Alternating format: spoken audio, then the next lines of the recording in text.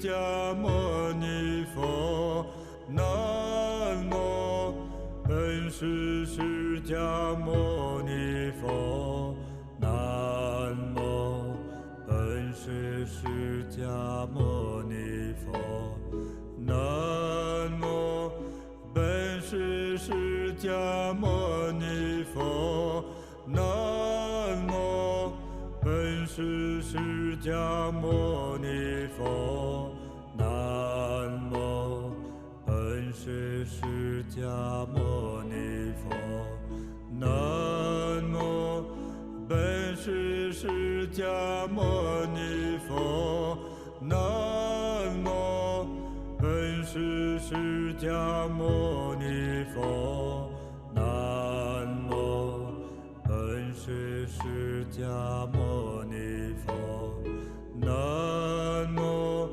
本师释迦牟尼佛，南无本师释迦牟尼佛，南无本师释迦牟尼佛，南无本师释迦牟尼佛，南无本师释迦牟尼佛，南无本师释迦牟尼佛，南无本师释迦牟尼佛，南无本师释迦牟尼佛，南无本师释迦牟。